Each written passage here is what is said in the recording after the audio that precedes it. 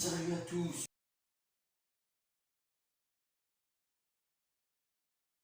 On se retrouve aujourd'hui sur la chaîne Malade pour une nouvelle vidéo. Donc tout d'abord les gars, désolé de ne pas avoir été présent pendant ce dernier mois.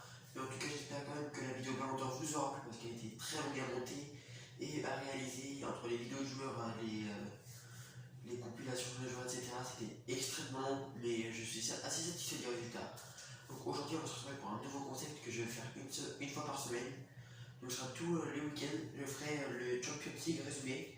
Donc ce sera un résumé de ce qui s'est passé pendant la semaine en Champions League. Et en fin de vidéo, il y aura chaque fois un bonus sur les autres clubs français qui étaient hors Champions League. Donc on va décrypter chaque groupe et décrypter chaque match de ce même groupe. Donc, dans le groupe A, le groupe du Bayern, de Copenhague, de Galatasaray et de Manchester United. Donc tout d'abord, Copenhague et Galatasaray se sont quittés sur un match 2-2. Donc Copenhague a fini le match à 10. Et Galatasaray a pu compter sur Boé, jeune espoir français, pour inscrire le deuxième but de cette équipe de la rencontre. Ensuite, un des gros matchs de ce début de saison, Bayern contre Manchester United. Donc le match s'est fini sur 4-3, donc victoire des Bavarois. Donc les Mancuniens ont quand même pu compter sur Casemiro pour inscrire un doublé en fin de match. Mais Onana a fait une bourde de main. Et le Bayern a lui pu compter sur Battistel pour inscrire son dernier but de la rencontre. Donc maintenant on va passer au groupe B dans lequel se trouve le premier club français, le RC Lens, accompagné du FC Séville, de Arsenal ainsi que du PSV Eindhoven. Donc Arsenal s'est imposé assez facilement, assez logiquement 4-0 face au PSV. Et Arsenal a concédé et Lens a concédé le nul un partout face à un bon Séville, notamment avec Sergio Ramos. Pourtant, ça avait mal commencé avec les Lensois qui ont concédé un but assez tôt dans la rencontre par Lucas Ocampos. Et ensuite, grâce à un magnifique coup franc en ligne d'Antino Fugini, le RC Lens a pu revenir dans la rencontre. Donc, on peut maintenant passer au groupe C dans lequel se trouve le Napoli, le Real, Braga ainsi que l'Union Berlin. Donc, le Real a pu compter sur son sauveur du moment, Jude Bellingham, pour remporter 1-0 sur l'Union Berlin.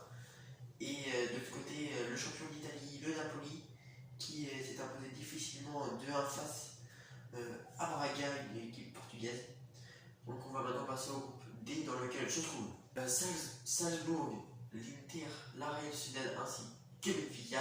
Donc une grande surprise dans ce premier match avec la défaite de Benfica 2-0 face à Salzbourg.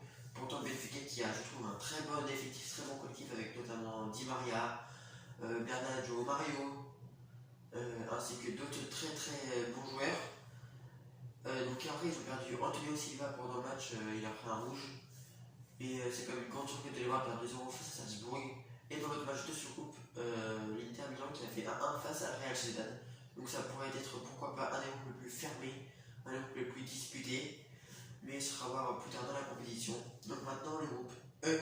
Donc dans le groupe E dans lequel se trouve Feyenoord, l'Atlético, la Lazio ainsi que les CT Glasgow. Donc l'Atlético qui venait 1-0 au bout de 29 minutes de jeu s'est fait rattraper par la Lazio grâce à un but de son gardien à la 95e minute. Donc ce match est fini sur le match 1-1.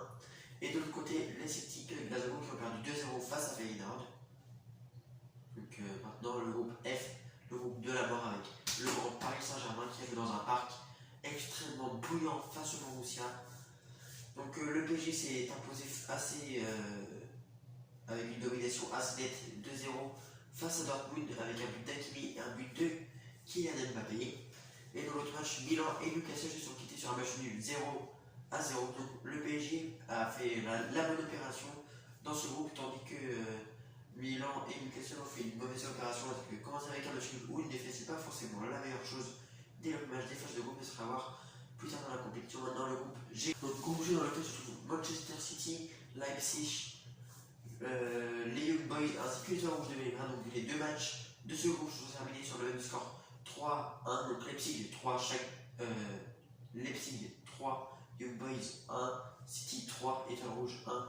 Pourtant ça avait très mal commencé pour City qui perdait 1-0 à la mi-temps, mais grâce à un doublé de Julian Alvarez ainsi qu'un but de Rodri, ils ont su s'imposer 3-1.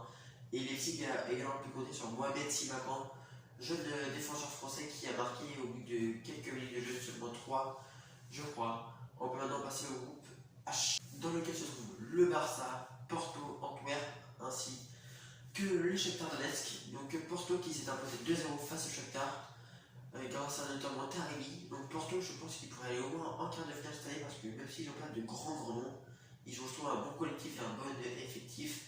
Et de l'autre côté, la Manita du Barça 5-0 face à Antwerp avec notamment un doublé de Joao Félix qui est impressionnant depuis son arrivée au Barça. Donc pourquoi pas une bonne saison également à venir pour les Catalans. Donc maintenant, du côté des autres clubs français, donc on va commencer par la Ligue Europa Conférence avec le LOSC qui s'est imposé 2-0 face à la Ljubljana. Donc une victoire assez logique qui lance bien les Lillois dans ce premier match, dans cette conférence Ligue. Ensuite, Ligue Europa, du coup, l'OM qui s'est. Ça aurait été un exploit pour eux de gagner en Coupe d'Europe un jour, mais ils ont fait 3-3 face à l'Ajax. Après, le Stade Rennais qui s'est imposé 3-0 face à Maccabi Haïfa, ancien adversaire du PSG l'année dernière en Champions League, avec notamment un superbe but de Ludovic Blanche au bout de 55 secondes de jeu. Et enfin, dernière équipe française engagée en Coupe d'Europe, le TFC qui a rapporté un point de l'Union Saint-Gilloise.